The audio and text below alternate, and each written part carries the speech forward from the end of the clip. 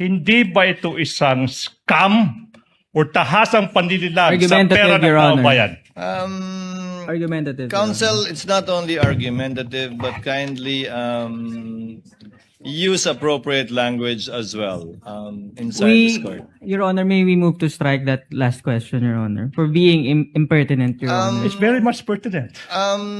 I tend to agree with counsel for the respondent. The word scam is stricken from the record. It did not come from the witness's mouth. Kindly reform a bit, counsel. I think I know where you're getting at too. And you've That said would it be all anyway. for the prosecution for this witness, Your Honor. Tanong, walang nakasulat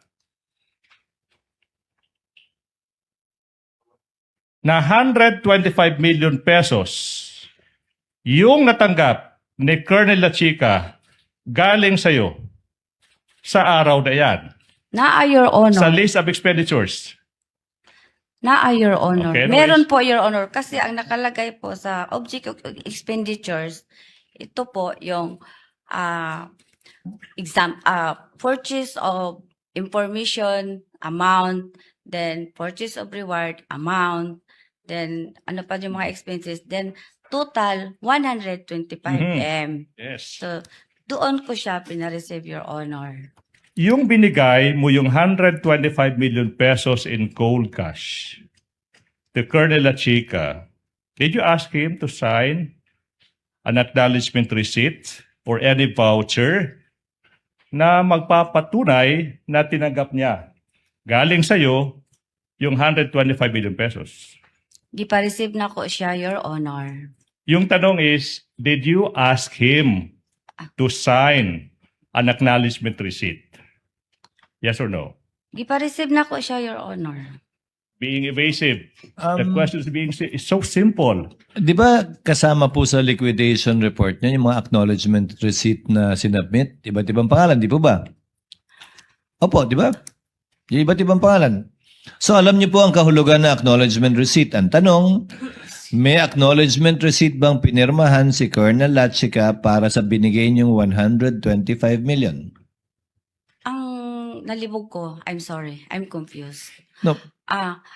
Paghatag na ko kay Colonel La Chica Pagbigay niyo kay Colonel La Chica, ng 125M, gipa-receive na ko siya, Your Honor. Dito sa objects of expenditure nga gihatag niya sa ako, dito na lang ako siya gipa-receive, Your Honor. Ma'am, naniniwala akong kaya niyong gamitin ang wikang Pilipino rito. Nung binigay niyo yung 125 million sa kanya, pina-receive niyo sa kanya, ibig sabihin may pinirmahan siyang papel na tinanggap niya yung 125 million mula sa inyo. Opo, Your Honor. Okay. Aba, Tanong, continue, counsel. ano yung dokumentong iyan kung saan makikita natin, ma'am, na sinasabi ni Colonel La Chica, pinirmahan niya, na tinanggap niya yung 125 million pesos galing sa'yo? Internal document namin, Your Honor. Doon po sa object of expenditures. Okay, ma'am. Dito na ko siya, doon ko siya pina-receive, Your Honor. Okay, now, ano yung nakasulat sa object of expenditure na yan na magpapatunay sa sinasabi mo ngayon na tinanggap ni Colonel La Chica yung 125 million pesos galing sa'yo? Gitatakan ako og receive, Your Honor. Tapos sa receive, below sa receive nga word, below the receive na word, doon siya nag-sign, Your Honor. Anong sinay niya? Gipirmahan niya. Ang Yun. pirma niya, Your Honor. Madam Witness, so yung sinasabi mo now, tinatanong ka, ano yung pruweba mo na natanggap ni Colonel La Chica yung 125 million pesos galing sa'yo? Yung sinasabi mo now, and it's plain to see, tinatakan mo yung object of expenditure. Tama po ba? Opo. And then sa ibabaw niyan, pinirmahan ni Colonel La Chica. Tama po ba? Opo. Tanong, walang nakasulat na 125 million pesos yung natanggap ni Colonel La Chica galing sa'yo sa araw na yan, Naa, Your Honor. sa list of expenditures. Your Honor. Okay, Meron anyways. po, Your Honor. Kasi ang nakalagay po sa object of expenditures, ito po yung purchase of information amount, then purchase of reward amount, then ano pa yung mga expenses, then total 125M. Yes. So, doon ko siya pinareceive, Your Honor. Tulungan mo po kaming pairalin ang katotohanan, katarungan, at katwiran. Ilayo mo po ang bawat isa sa amin sa pagkiling at maging sa pansariling interes upang makapagpasya po kami ng objektibo at may banal na integridad. Tayo po'y manalangin.